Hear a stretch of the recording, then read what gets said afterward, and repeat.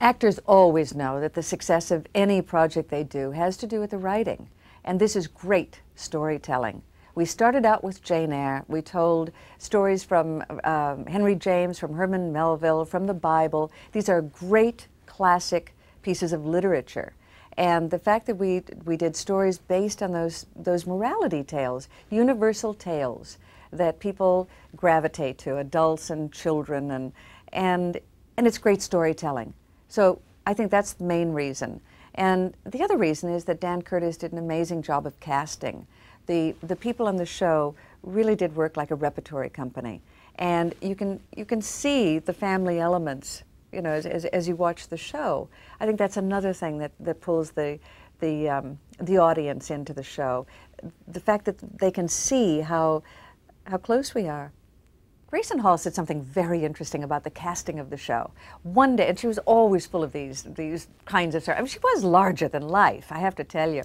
And I remember she went up to Dan Curtis one day and she said, "I know what your secret is. You have cast actors with large faces and wonderful voices."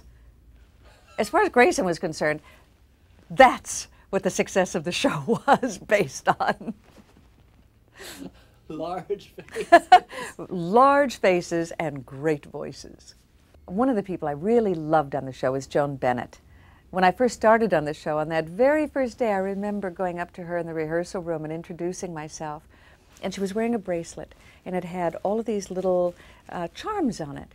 And she pointed them out. She had 4 daughters, and all of the charms had to do with her daughters. And that's a clue to the woman, because she was so motherly to all of us. And I knew her until the day she died. We became such close friends. We often had dinner together. I would go to her house in Scarsdale, and I would love the stories. I remember one night at 2 o'clock in the morning, Joan was showing me footage of her screen test for Scarlett O'Hara for Gone with the Wind. And we would just sit there and tell wonderful stories, and she became such a close friend. And when she died, she left me the most beautiful ball gown from one of her early films, and it's just a treasure. But I love the woman. I treasured every moment I worked with her.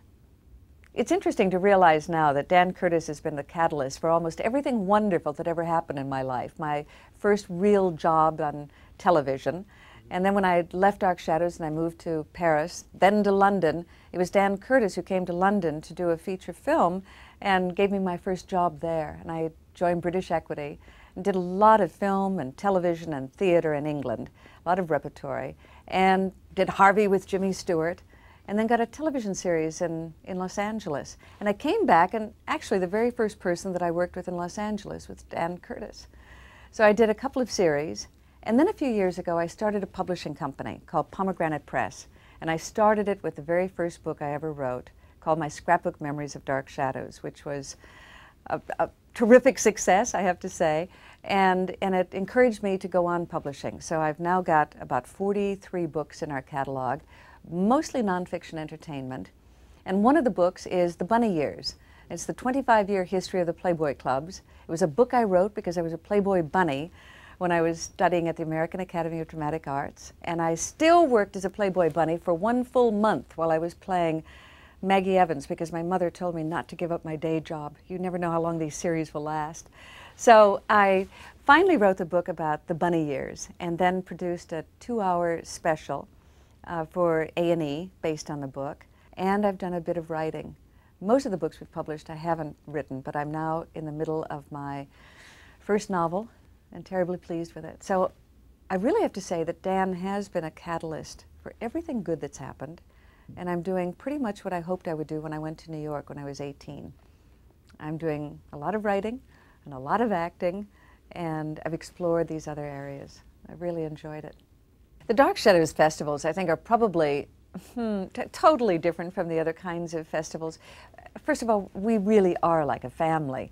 The actors love getting together, and it's a time for us to kind of reminisce and catch up on what we're doing now.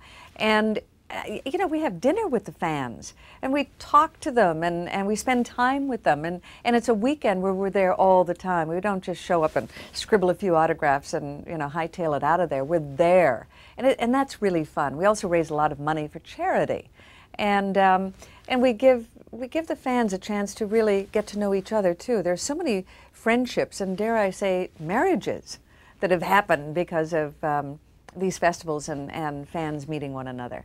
As a matter of fact, one of the Dark Shadows actors married a fan.